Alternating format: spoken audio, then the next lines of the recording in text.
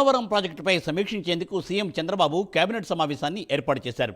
ఈ సమావేశంలో కేవలం పోలవరం మాత్రమే ఎజెండాగా నేతలు సమావేశం జరిపారు.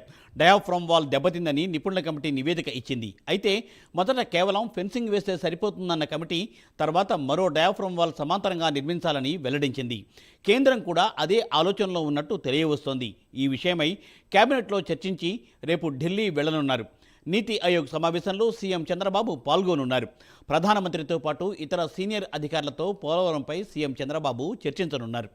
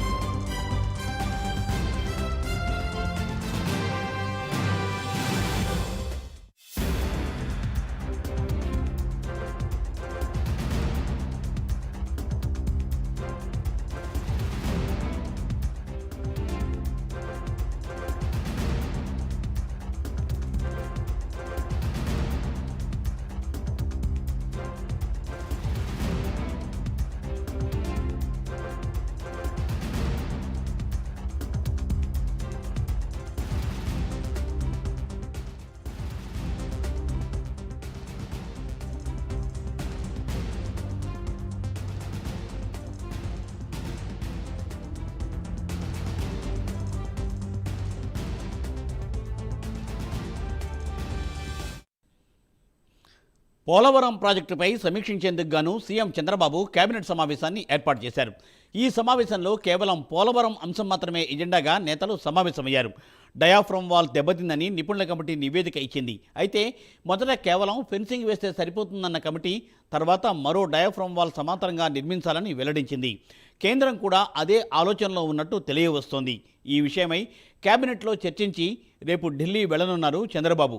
నీతి ఆయోగ్ సమావేశంలో సీఎం చంద్రబాబు పాల్గొనున్నారు. ప్రధానితో పాటు ఇతర సీనియర్ అధికారులతో పోలవరంపై సీఎం చంద్రబాబు చర్చించనున్నారు.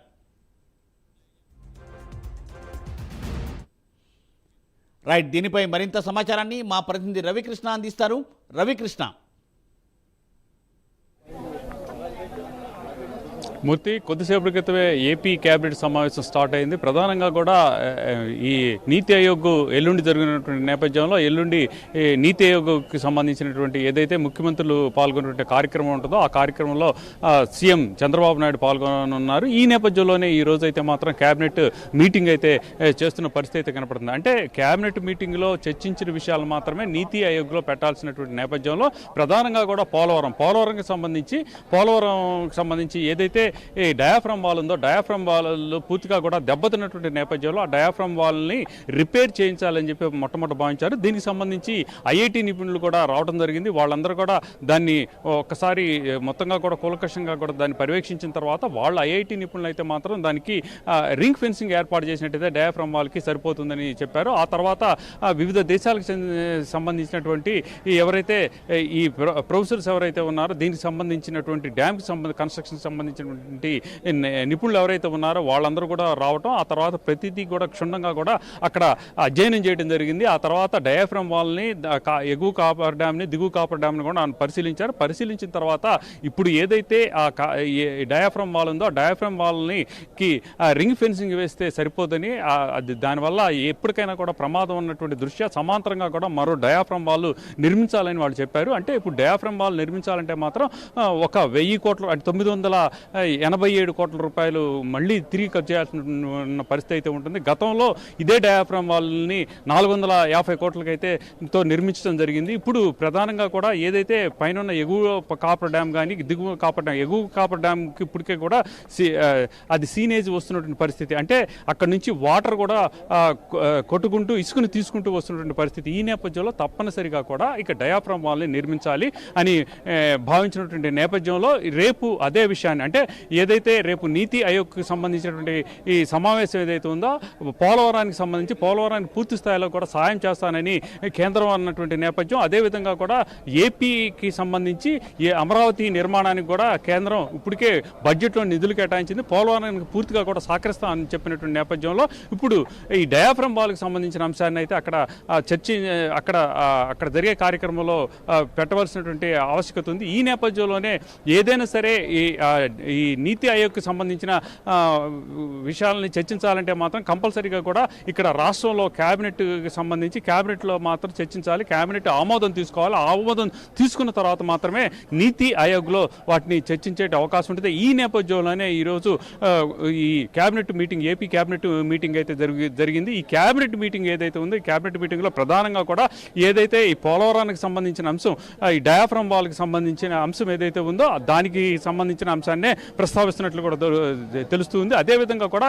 మ్యాచింగ్ గ్రాంట్ అంటే ఇప్పుడు కేంద్రం నుంచి నిధులు వచ్చేటువంటి నేపథ్యంలో కేంద్రం పంపించే నిధులకు ఒక 30% లేదా 40% మ్యాచింగ్ గ్రాంట్ రాష్ట్రం నుంచి ఫస్ట్ మ్యాచింగ్ గ్రాంట్గా పంపించాల్సిన పరిస్థితి ఉంటుంది. ఆ మ్యాచింగ్ గ్రాంట్ ఫస్ట్ మనం పంపించినప్పుడు మాత్రమే ఈ కేంద్రం నుంచి నిధులు రిలీజ్ అయ్యేటువంటి పరిస్థితి అయితే ఉంటుంది. కానీ గత ప్రభుత్వంలో మాత్రం మ్యాచింగ్ గ్రాంట్ వేయకపోవడం వల్ల అక్కడ చాలా వరకు కూడా కేంద్రం నుంచి రావాల్సిన నిధులు ఏవైతే ఉన్నదో ఆగిపోయిన పరిస్థితి అయితే ఉంది.